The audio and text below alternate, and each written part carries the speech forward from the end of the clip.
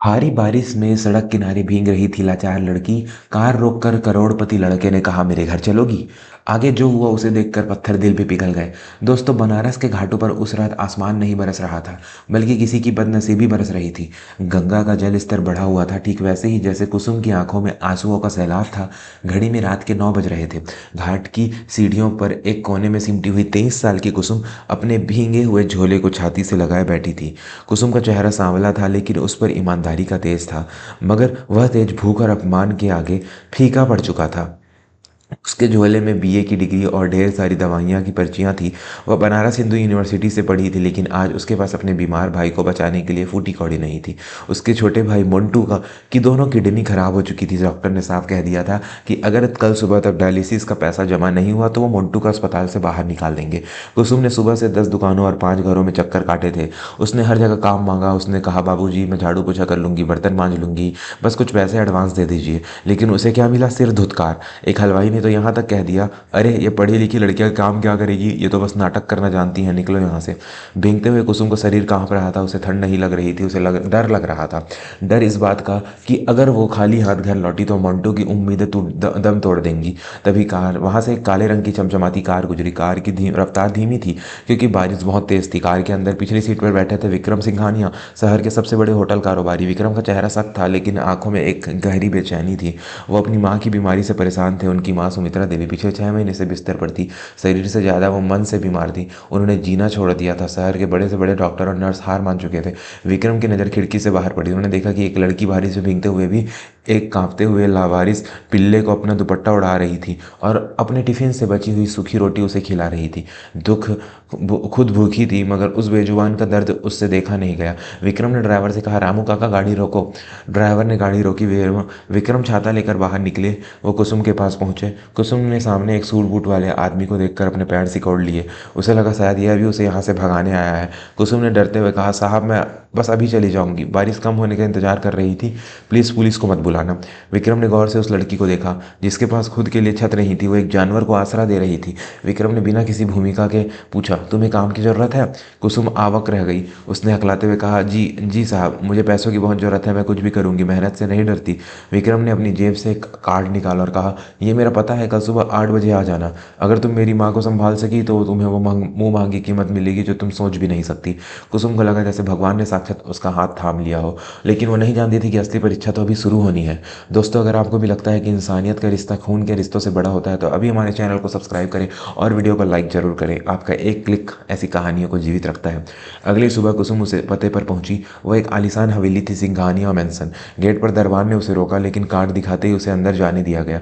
अंदर की चकाचौंध देखकर कुसुम की आंखें फटी रह गई, लेकिन उसके दिमाग में सिर्फ मोंटू का चेहरा था। विक्रम हॉल में उसका इंतजार कर रहे थे। उन्होंने कुसुम को ऊपर वाले कमरे में ले जाते हुए कहा, देखो मेरी माँ को कोई बीमारी नहीं है, वो बस जिंदगी से नाराज है। उन्होंने पिछले 10 नर्सों को नौकरी से निकाल दिया है। उनका गुस्सा बहुत तेज है।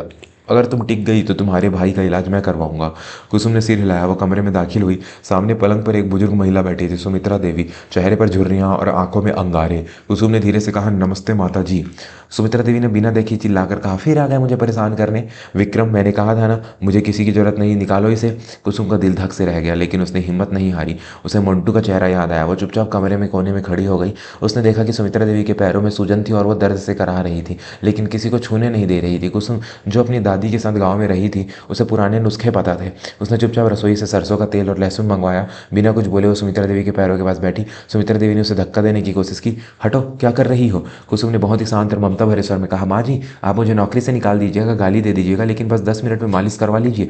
ये नुस्खा मेरी दादी का है, दर्द खींच लेता है, उसके बाद मैं खुद चली जाऊंगी। कुसुम की आवाज़ में न तो चापलूसी थी, न ही डर, बस एक अपनापन था। सुमित्रा देवी कुछ पल के लिए शांत हो गई। कुसुम ने धीरे धीरे उनके पैरों की मालिश शुरू की। 10 मिनट बाद सुमित्रा देवी की आंखों से जो दर्द कम हुआ तो नींद आ गई। वो पिछले कई महीनों से चैन से सोई नहीं थी। विक्रम दरवाजे पर खड़े यह सब देख रहे थे। उनकी आंखों में नमी आ गई। जो काम बड़े बड़े डॉक्टर नहीं कर पाए, वो इस साधारण सी लड़की के स्पर्श ने कर दिया था। दिन बीतते गए। कुसुम अब सिर्फ एक सेविका नहीं थी। वो सुमित्रा देवी को रामायण पढ़कर सुनाती, उन्हें जबरदस्ती दलिया खिलाती और कभी कभी डांट भी देती। सुमित्रा देवी का अकेलापन मंजूर होने लगा था। हवेली में फिर से हंसी गूंजने लगी थी, लेकिन नियति को शायद कुछ और ही मंजूर था। एक हफ्ते बाद की बात है, मंटू की तबीयत अचानक बहुत ज़्यादा बिगड़ गई। डॉक्टर ने कहा कि तुरंत 50,000 रुपये जमा करने होंगे, वरना ऑपरेशन नहीं हो पाएगा। कुसुम बदहवास होकर हवेली पहुंची। वो सीधे विक्रम के पास जाना चाहती थी, लेकिन वो मीटिंग में थे। कुसुम सुमित्रा देवी के पास गई, रोते हुए बोली, माता जी मुझे आज आधे दिन की छुट्टी चाहिए और कुछ पैसे एडवांस चाहिए, मेरा भाई मर जाएगा। सुमित्रा देवी ने तुरंत अपनी अलमारी की चाबी कुसुम को दी और कहा, बेटी तिजोरी में नगद रखा है, जितना चाहिए ले जा और जल्दी जा। कुसुम ने कांपते हाथों से तिजोरी खोली। उसने जरूरत भर के पैसे निकाले और जाने लगे। तभी कमरे में विक्रम की पत्नी रिया दाखिल हुई। रिया को कुसुम शुरू से पसंद नहीं थी, क्योंकि कुसुम के आने के बाद सुमित्रा देवी रिया पर कम ध्यान देती थी। रिया ने कुसुम के हाथ में पैसे देखे और जोर से चिल्लाई, चोर! मैंने कहा था ना विक्रम से कि इन गरीबों को मुंह मत लगाओ। आज इसने अपनी असली रंग दिखा दिया, ये पैसे चुरा कर भाग रही थी। शोर सुनकर विक्रम और घर के बाकी नौकर जमा हो गए। कुसुम रोते हुए हाथ जोड़कर खड़ी हो गई। नहीं भाभी जी, मैंने चोरी नहीं की, माता जी ने मुझे। रिया ने उसकी बात काट दी। चुप रह, माता जी तो सो रही है, तूने उनका फायदा उठाया। विक्रम देखो इसे, पुलिस को बुलाओ। विक्रम ने कुसुम की तरफ देखा, उसकी नज़रों में सवाल था। कुसुम ने रिया के पैर पकड़ लिए। मैडम, मेरा भाई मर रहा है, आप मुझे बाद में जेल भिजवा देना, लेकिन अभी मुझे जाने दो, ये पैसे मैं पाई पाई लौटा दूंगी। रिया ने उसे लात मारकर पीटा जा दिया। नाटक बंद कर, पहले पैसे रख, फिर यहाँ से दफा हो जा। कुसुम टूट गई। उसने वो पैसे जमीन पर रख दिए। उसकी आंखों में स्वाभिमान के आंसू बह निकले। उसने विक्रम की तरफ देखा और कहा, साहब मैंने चोरी नहीं की थी, लेकिन आज मेरी गरीबी मेरी सच्चाई से हार गई। कुसुम खाली हाथ वहाँ से दौड़ती हुई निकल गई। उसे भाई के पास जाना था, भले ही पैसे ना हो।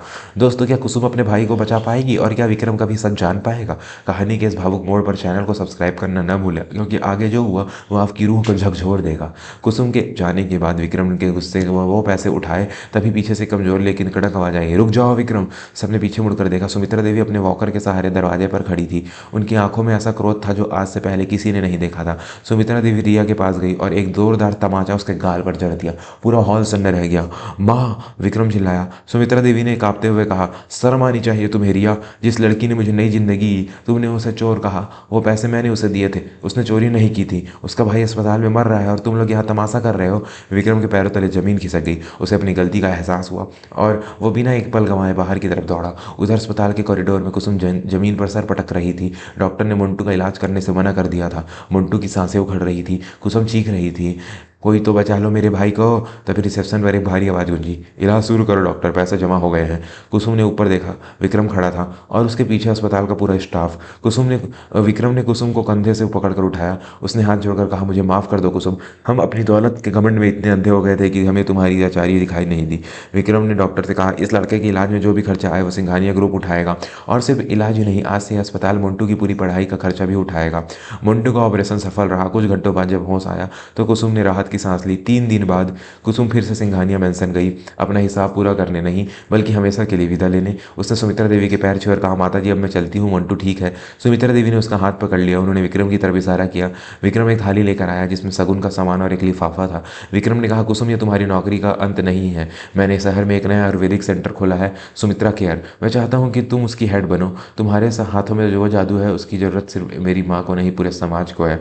कुसुम को अपनी कानों पर विश्वास नहीं हुआ। उसने लिफाफा खोला, उसमें अपॉइंटमेंट लेटर था। उसकी आंखों से खुशी के आंसू छलक पड़े। उस दिन कुसुम को समझ आया कि दुनिया में बुरे लोग हैं तो अच्छे लोग भी हैं, बस समय और हालात की बात है। जिस कीचड़ ने उसके कपड़े गंदे किए थे, आज उसी कीचड़ ने कमल खिल गया है। नैतिक शिक्षा दोस्तों, किसी के फटे कपड़े और गरीबी देखकर उसकी औकात का अंदाजा मत लगाना। हो सकता है उसका हुनर और उसका दिल तुम्हारी पूरी दौलत से ज़्यादा कीमती हो। इंसानियत से बड़ा कोई धर्म नहीं होता। अगर इस कहानी ने आपकी आंखों में आंसू ला दिए हों तो इसे अपने परिवार और दोस्तों के साथ शेयर जरूर करें। ऐसी ही दिल को छू लेने वाली कहानियों के लिए नीचे दिए गए लाल रंग के सब्सक्राइब बटन को अभी दबाएं। मिलते हैं अगली कहानी में। जय हिंद, जय भारत।